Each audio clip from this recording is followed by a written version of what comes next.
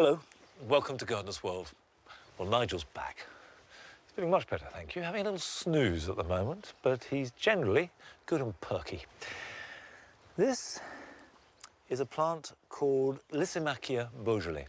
Now, I've not grown it before because it does like plenty of sun and good drainage, and there aren't many places in this garden where that's true. But here in the dry garden, it's done really well. And you can see they're just touches of the flower colour, which, as the name suggests, are wine-coloured.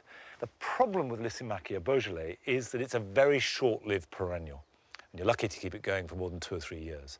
So I'm looking to propagate it, and the best way to do that is to collect seed. The seeds are in these bubbles. Rather than collect them individually, I think the easiest way to do it is just cut off one of these flower spikes and pop it into an envelope. And the rule of thumb when collecting any seed is not to use plastic, but a brown paper bag or envelope is ideal. If I just cut that like that, that's got a few dozen seeds in it. I can just pop that in there. If I label it and put it somewhere cool and dark and dry, and that will be absolutely fine when you're ready to sow it next March. Now is a good time to plant fruit, and this week Carol is helping our new gardeners, Dom and Dan, to introduce fruit into their borders. No fruit garden would be complete without a few apples. Rachel began this year determined to establish a cut flower garden. We join her as she got things started back in spring. The plan is to fill these raised beds with glorious colour, but the main thing is to have something to cut right the way through the year. And I shall be planting up a couple of pots for winter colour, one for sun and one for shade.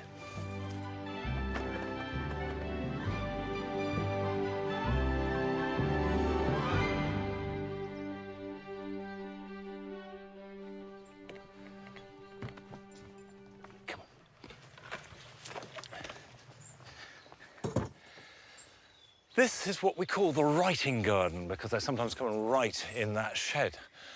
And it's planted up almost exclusively with white flowers.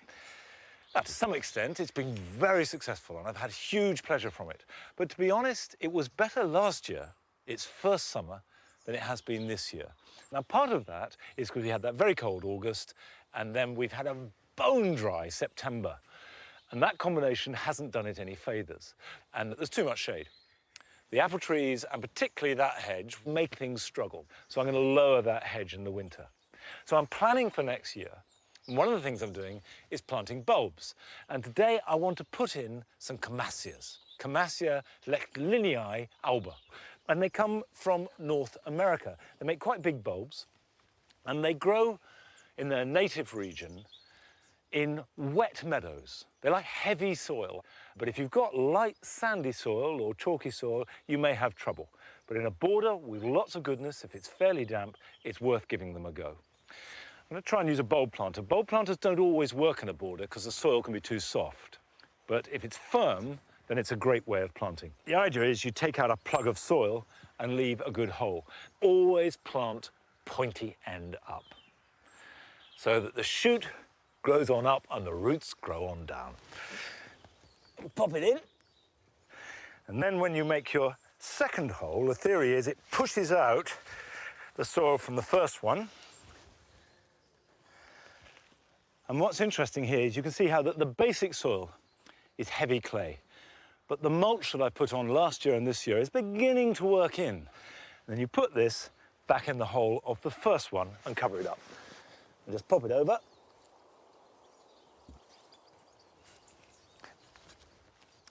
If you can't get worse, I was about to plant an apple there. I reached down to pick that up and I would have popped it in and who knows, an apple tree might grow, or perhaps not.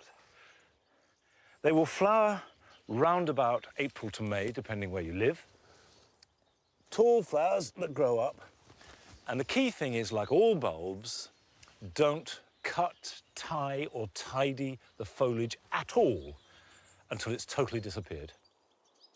Now, as well as being a really good time to plant bulbs in the garden, it's also a good time over the next month or so to plant fruit of all kinds. And Carol has paid another visit to our new gardeners, Dan and Dom, and is helping them to make their garden good and fruity. Dan and Dom have spent the year creating a garden that's perfect for their family. They've sown seeds, taken cuttings and created beautiful borders. Since my last visit, they've also added new plants to help extend the season, and they've put up some wire supports on their fences. Because today we're extending their edibles. We're focusing on fruit. Your garden is looking fantastic. Thank you. Oh, thanks. I brought you a fig. It's gorgeous. Because I know you're really keen on growing some fruit. We've always wanted to grow fruit, I think. We've never really Put the felt that roots we've down. been in one place long enough to actually justify it. It's all about permanence, isn't it? Because they're going to grow with your family and, you know, they're always going to be there. Now, I know you bought these two wonderful containers here. So you're going to grow a plum in this first one. Yeah. Usually you grow plums in the ground, but providing you water it well during the summer, it's growing you really good stuff, and you feed it maybe once a week during the growing season, I think you'll get a wonderful, bountiful crop. Okay. But this fig's going in the other one. Yeah. Fantastic. It's a brown turkey fig. It's the hardiest. Good. The whole idea is to restrict its root growth. So growing it in a container is perfect. They come from hot, dry, sunny places. So you've done all the right things. Holes in the bottom of the container. Yeah, roots underneath. So it's going to drain really well. And figs, if you think about where they come from, they don't need rich, fertile soil. In fact, that will produce excessive green growth, and what you're after is this fruit. It's covered in fruit now. Is that something that we can eat? They're never going to ripen. Okay. With a bit of luck next year, these tiny little embryonic figs will make next year's fruit and you'll be able to feast on them. But I think we should take all these bigger ones off because they'll never overwinter. Shall we get some soil? Split up. Yeah, let's get going. Look at that. Fantastic Looks good, root doesn't it? system. Make sure it's nice and firm. Last one. How's that? Just amazing. This wonderful nursery bed, it's been fantastic, hasn't it? Yeah. But I think now's its time to sort of change its persona a bit and become part of your fruit garden. There's already lots of muck in there. You've got more too. Yeah. And I think you ought to go for blackcurrants and rhubarb. I love rhubarb, homegrown rhubarb. It's just amazing. They'll live happily in the same bed because they both demand the same sort of conditions. Rich, fertile soil, preferably damp. Absolutely ideal here. So where shall we put them? This is one called Big Ben, and it needs plenty of room. You want to plant them deep. The reason for planting them deep is so that they're constantly producing new stems, Right. because they'll flower and fruit on those new stems. With your rhubarb, you want to make them level. Okay. Found them somewhere? Victor is a lovely old-fashioned variety, incredibly reliable. And this raspberry red, is Raspberry it? red, yeah. Should have wonderful pink stalks. But right now we want some muck. Shall we go and get it? Yeah. Get cracking.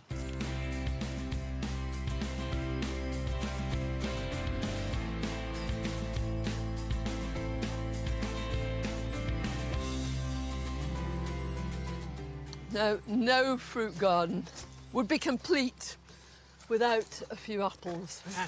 And this is your east-facing fence. Yeah, that's right. Yeah. Not all fruit would grow here, but they definitely will. We'd spoken originally about espalier, Yeah. but you thought cordons were definitely better here.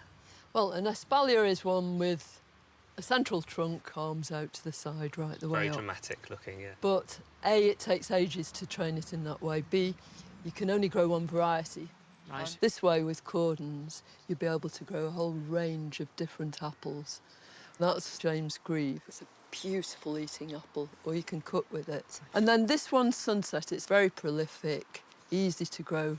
This is Laxton's Superb, which lots of people really love. And although they will all flower at much the same time and pollinate each other, you'll be able to harvest them at different times. And we've even got one here that you'll be able to store till Christmas too. Fantastic. Red Falstaff. So, what's involved in cordoning? What is a cordon? The whole point about a cordon is it's a single stem with lots and lots of little side shoots. And you grow them at an angle too, which means that instead of making huge extension growth and heading for the sky, that also induces these side growths, which are the most fruitful. So they should never get to full apple tree that you think of size. No, but also they're on dwarf rooting stock. Right. So that will also keep them, you know, on the smaller side. So are they quite intensive in terms of pruning and maintenance? They're a cinch. All apples are really easy to prune. You'll just have to reduce these spurs on the new growth at the end of the summer. Take it back to 2 or 3 buds up here. This will induce the plant to make this framework of little short spurs, and it's on those spurs that you'll get fruit.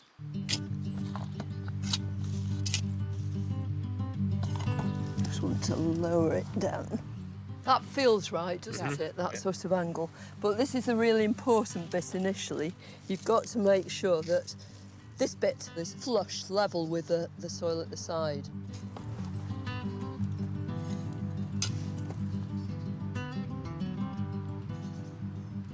Well, I think that looks really good.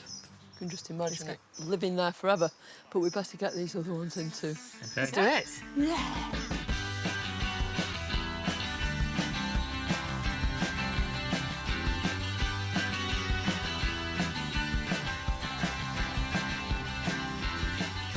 Beautifully planted, if I might say so. It's perfect.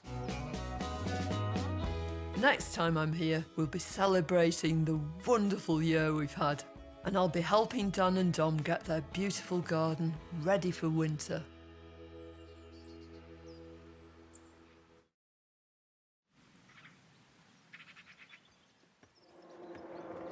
Now, in the background, you can probably hear the roar of the machinery of a local farmer harvesting his maize, which will predominantly be as a cattle feed. Now, maize, exactly the same plant as sweet corn, just different varieties. He wants his dried up and chopped up. We want this succulent and sweet. And that means harvesting it at the right moment. The easiest way to tell is from the beard. When it's dyed and wispy like this, it's a pretty good sign that the sweet corn is ready. But you can see that here is one that is still pale, it's still got some life in it. So the cob will not be ready. If you look here, if you open it out, you'll see that these are succulent. There is liquid in those and they're ready to eat. Now, the great thing about sweet corn is to eat them as soon as you can. Just take that in, pop it in, boil it up, and then get some butter, slather it over, and munch into it. A month or so ago, my leeks were quite good. They were looking healthy, they were growing strong, all was well in the world of leeks. But since then, they've gone downhill pretty badly. And what's happened is that they've got rust. Now, rust is a fungus, and you notice it on leeks in particular, but you can get it on any allium, where you get these orange splodges that can widen out and, in fact, make the leaf look almost yellow. Having said that, it doesn't harm the plant as far as eating goes, and they are completely edible. So you can dig them up. There you go, perfectly good leeks. And all this affected part, I want to make sure it doesn't stay on the ground, burn them or get rid of them. But what's left behind should be perfectly delicious.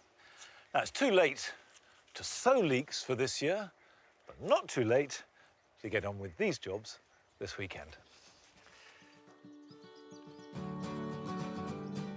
Now is the moment to plant autumn onion sets. You can plant them directly outside, but I like to plant them individually in plugs. And this is particularly good when the ground is too wet or there just isn't enough space for them. Bury each one just half deep in compost. They don't need any heat, but somewhere sheltered where they can start to sprout. They can be planted out in a few weeks' time or even next spring. Before winter comes, give your greenhouse a good clean. And as well as improving plant hygiene, It'll also keep the grass nice and clean to make the most of failing winter sunshine. All you need to use is some hot water and a little detergent. Then rinse it off and leave it to dry. If you have a bare patch on your lawn or grass path, there's still time to repair it by sowing seed. Give it a vigorous scratch with a wire rake, and then thinly sprinkle grass seed. And because the ground is still warm, it'll germinate fast, and then be ready to grow strongly next spring.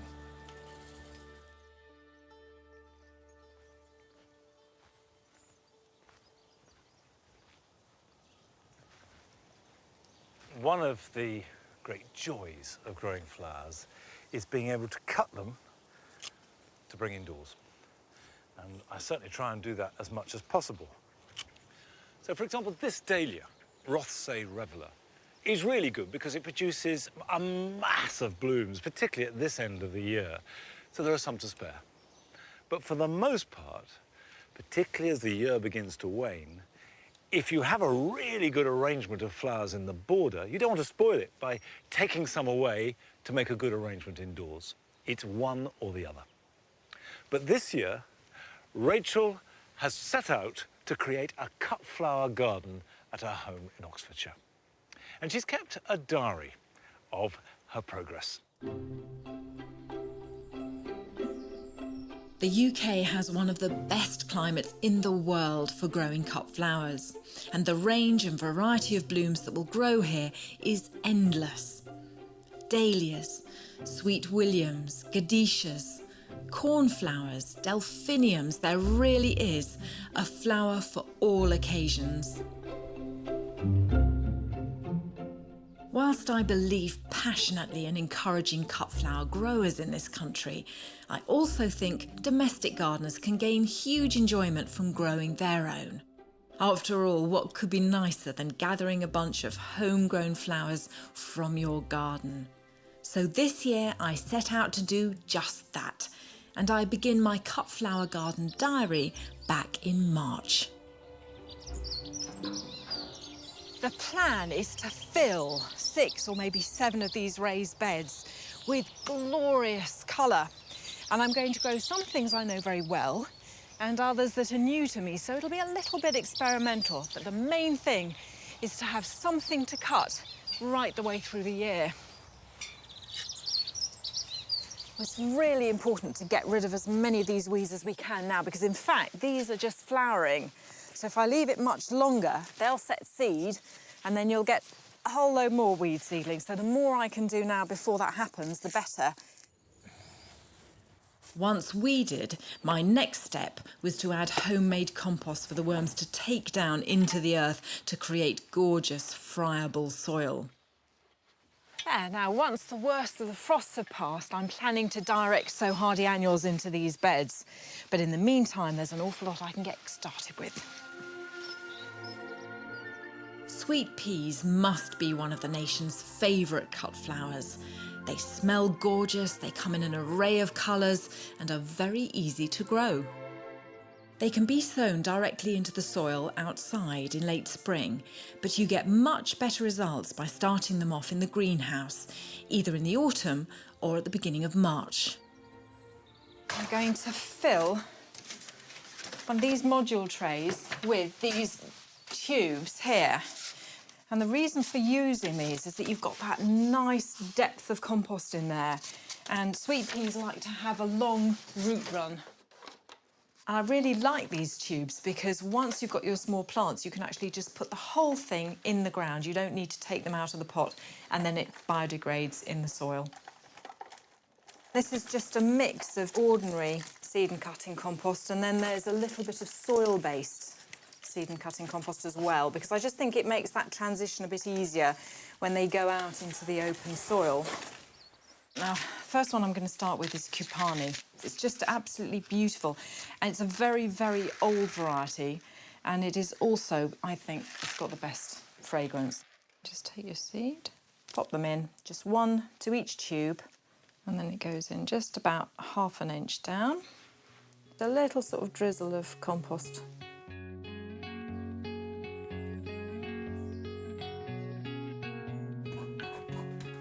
You don't have to have a greenhouse to do this. You just need somewhere that's nice and light and bright, so a windowsill will do, perhaps a porch, somewhere that's frost-free. When I started this project, I was keen to have as much variety as possible in the beds with different sizes and textures. Cosmos are fabulous because they give you great daisy shapes which are very useful in arrangements. They're also extremely elegant because they have these lovely thin stems with feathery foliage, and so they were definitely next on my list. These seeds can be planted directly into modules in early spring, and there's no need to bury them like the sweet peas. Just place them carefully on the surface and give them a good dusting of compost.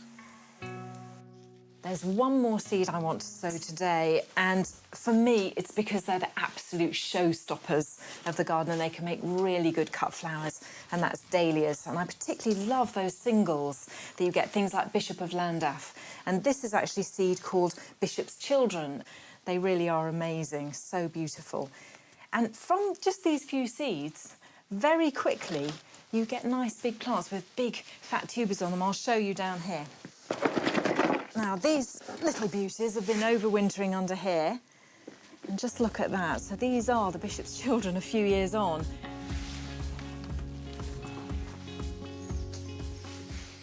Next time, I'm going to be direct sowing out here, planting up the sweet peas.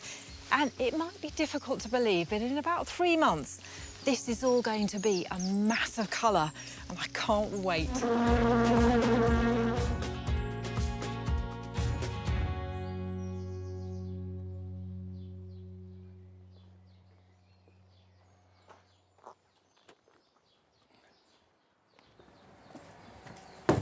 Now, of course, the garden does transform itself fantastically between the empty soil of March into the height of summer, but also the transformation back into winter needn't be completely bleak and emptying.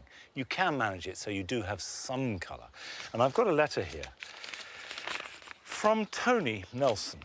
I usually put pansies in pots for colour in the garden during winter months, and I was wondering if you could recommend any winter flower or plant alternatives during the winter months. You don't just have to use winter flowering pansies or violas, although I still think they're wonderful. There are simple things that you can do that ring the changes, and I've got just a few plants here which give me materials for a plant pot that you can have in full sun, in a south-facing position in winter, and also some plants that will thrive even in deep shade. Now, the full sun one first, that's why I've got the grit there. I've chosen plants that like really good drainage, and I've got a general purpose soil mix here, which has got quite a lot of leaf mould added to it. And then get a handful of grit like that, and mix it up in the pot, and just continue that process. The centre of this pot is going to be a rosemary, a variety called Miss Jessop's Upright. It does grow nice and upright and continues to do so, which makes it ideal for a pot because it doesn't swamp everything else. And there will be flowers, blue flowers in spring.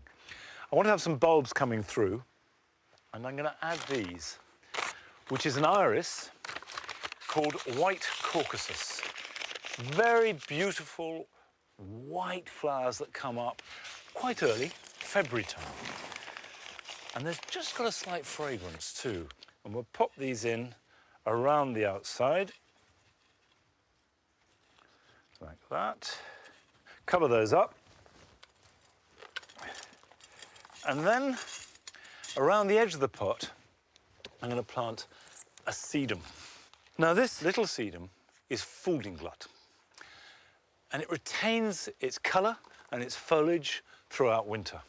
Now, what is really important is this doesn't sit in a sodden puddle all winter. Give it the sunniest position you can, and the bulbs will start to appear around about January time and flower for you in February, and it will still look good and go on looking good all summer.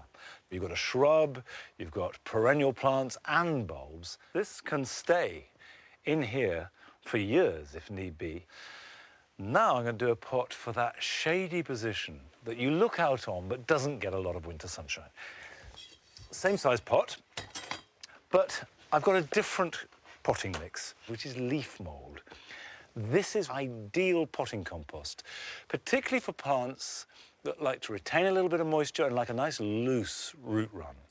Use it mixed in with a peat-free proprietary compost and a little bit of grit. Now my central plant is a fern. This is Polysteichum sativarium Herrenhausen, and it's got lovely delicate fronds. Very beautiful green, it's evergreen. So it's going to stay looking good all winter.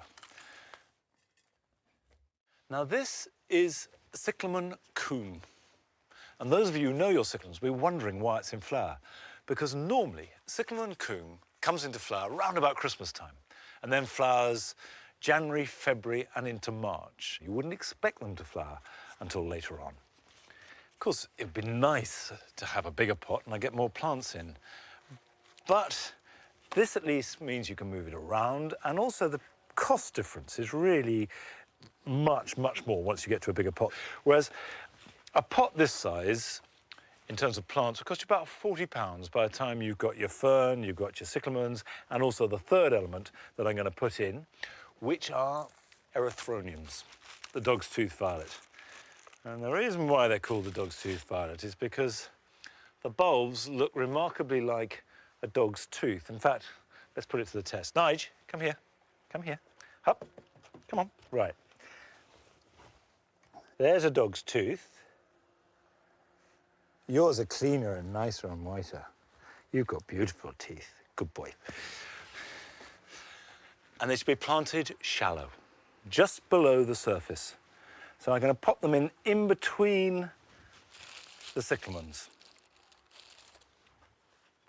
Like that.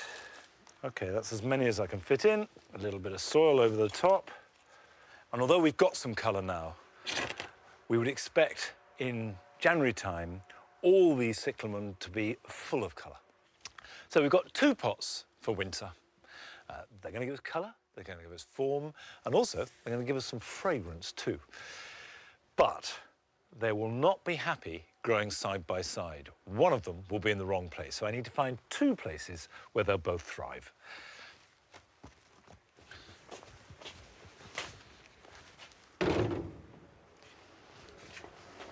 That will be fine.